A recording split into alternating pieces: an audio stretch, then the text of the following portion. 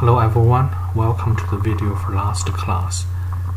In last class we have covered the content about how to do the programming on IoT system with the NodeRed flow diagram.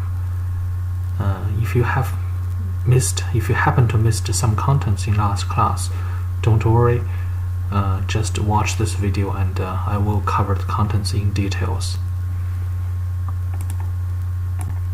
Here I'm going to assume you have watched the previous video and you have registered your Raspberry Pi to receive cloud messages, and you have also downloaded the Arduino source code to the Arduino board. I'm not going to repeat these contents in this video. If you have missed these two contents, please come back and watch the previous video in the website. Okay, let's get started. First thing is switch on your Raspberry Pi, and once it's connected to internet, do the remote desktop, log in the Raspberry Pi with the VNC viewer. So this is the screen you should be able to see after you do the remote desktop. As usual, we start with the NodeRed Services.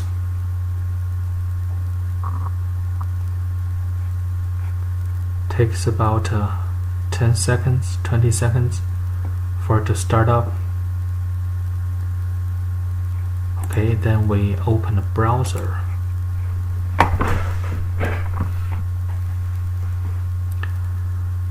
And we click the NodeRed here.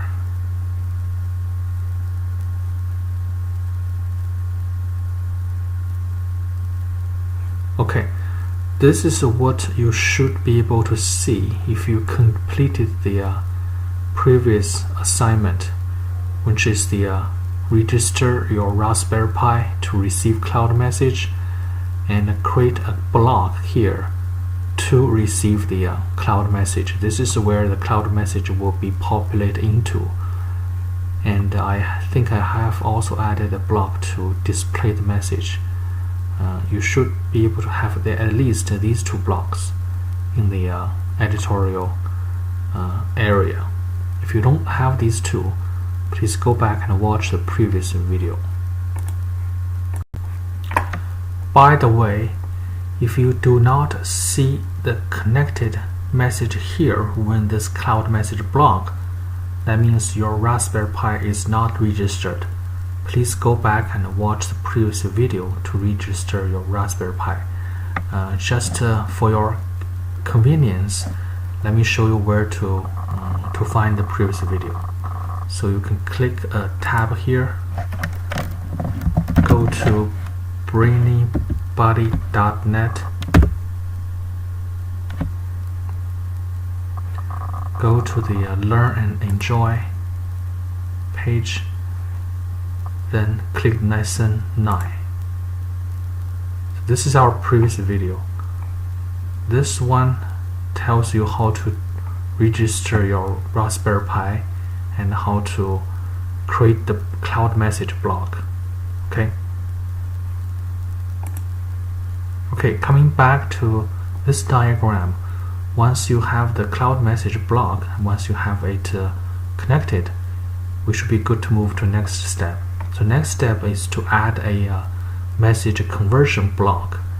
It is in the function category. So keep going until you find the JSON block. Okay, drag and drop it here. Then connect these two blocks. If you want, you can change the name. Double click, give it a name. Typically, I would name it by its purpose. It's to convert to JS object. Then you can hit done. Just to save it, hit the deploy. Next step is to create a block to check the message content. Please watch close and follow my step. So here, let's go find the switch block in the function group. Okay, drag and drop it here, line it after the conversion block. So connect these two, then double click. Okay, you can give it a name for your own information. I will just say check action. Okay, then you hit done. Now we need to change the condition here. So double click the check action block, change the property to message payload action, because this is the field we are checking against. And here, first condition, let's choose turn on LED. Well, actually it's turn on light. So this is to say, when the message payload action field equals to turn on light and the type needs to be string, then do the first action. Okay, let's add another one. Click here. It's difficult to see, but you can find it. Add another condition equals to string turn off light. Okay, then hit done. Hit deploy. So now you can see this block has two outputs.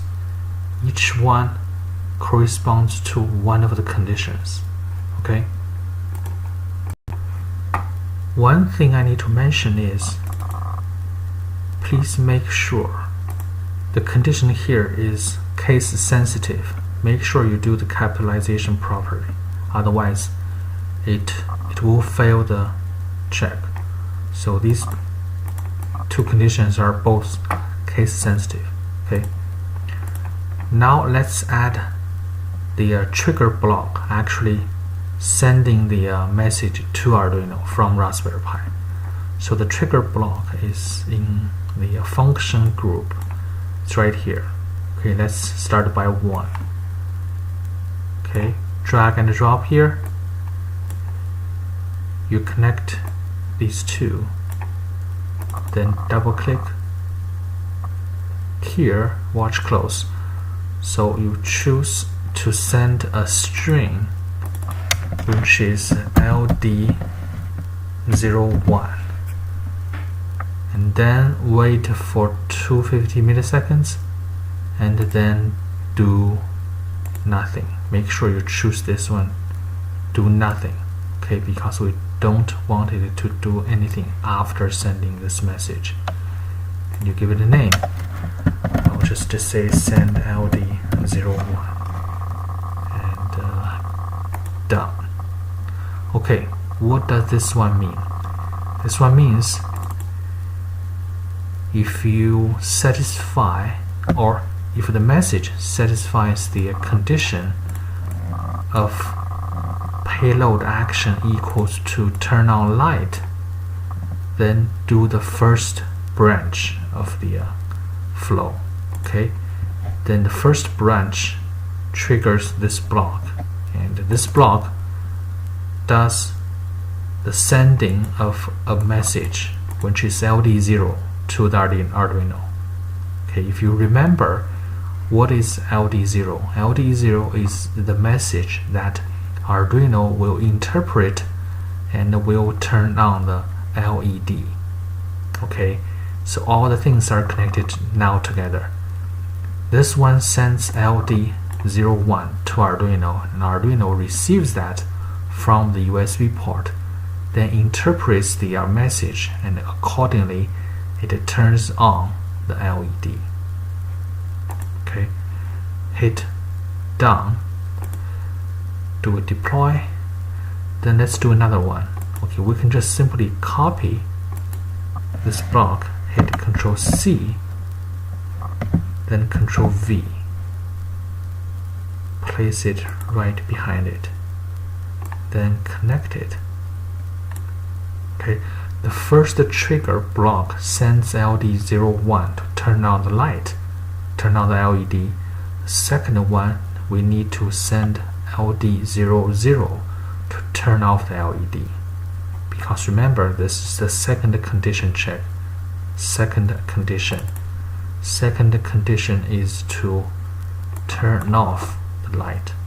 Okay, so this one we need to change it to LD00, and for our information we change the name to LD00 and keep the rest as is, then hit done. Then we're going to do another deploy. Okay. Okay, now we have these two blocks that send the message to Arduino. But how do we know where to send the message? We need something to represent the Arduino board. Yes? So for that purpose, we need to find the serial port, because Arduino is connected to the USB, which is a serial port. So we go to the output group, scroll down to the bottom, pick the serial block, drag and drop again, place it here. Okay.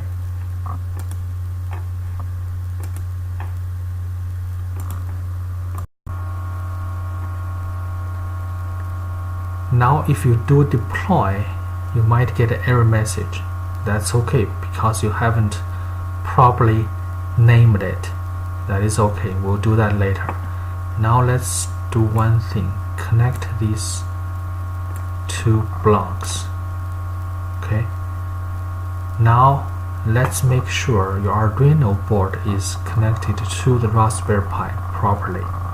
Make sure you do that, because if you don't do that, Raspberry Pi won't be able to recognize the Arduino board.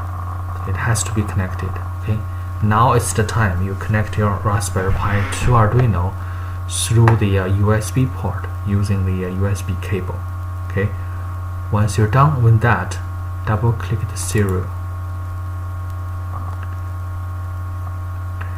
Okay, I can give it a name, Arduino board, or simply Arduino. Then click done. Okay, but here, because I have done the changes earlier, so it shows up here. For some of you, you might not have this one. What do you do now? If you have an empty space in here, you simply click the pen icon. Okay, it will bring up this dialog. Okay, then here just enter /dev/ttyacm0. Okay, then you make sure you change the baud rate to 9600. This will be good. Okay, the rest is okay. Now let's hit update. Let's hit done. Okay, then let's do the deploy. Okay, now everything's good, right? If your Arduino is connected to Raspberry Pi properly, you should see this message, this indicator saying that it's connected. And if your Raspberry Pi is registered, you should see this connected. Okay, of course, assuming you have internet connectivity. Your Raspberry Pi is connected to internet. Okay,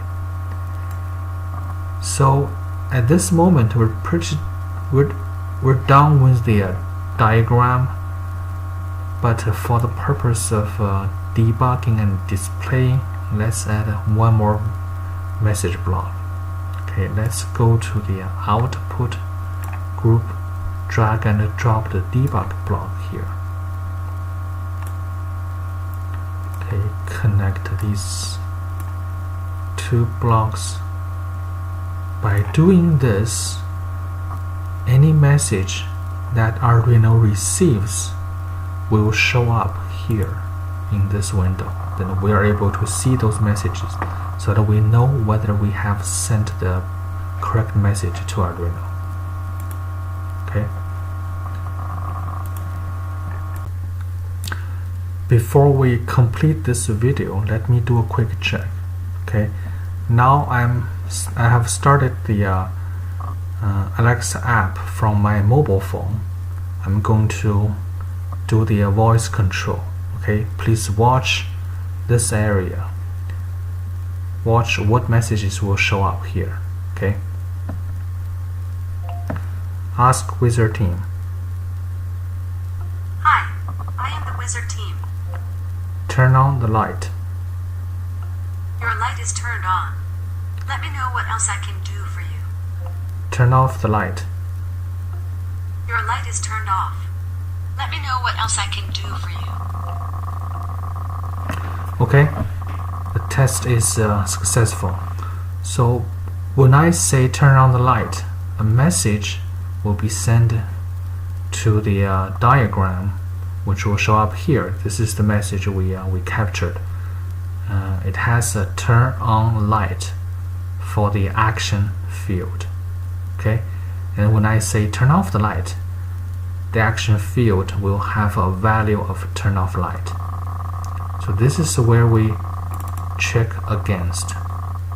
Right, we're checking against the payload action field. If it equals to turn on light, we do the first branch. If it equals to the turn off light, we do the second branch. And the first branch will trigger this block, which in turn sends a LD01 to Arduino. And the second trigger block will send a LD00 to Arduino. Okay.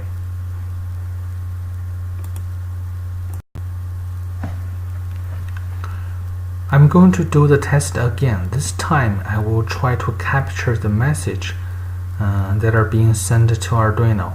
So we are looking at this block. We're looking at the message here.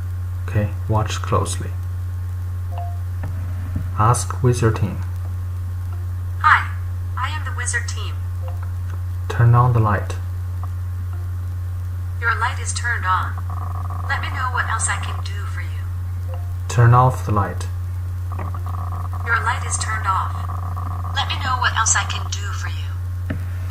Okay, the test again is successfully passed.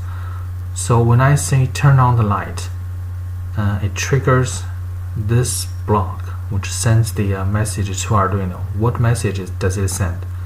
It sends LD01, which means turn on the LED for Arduino.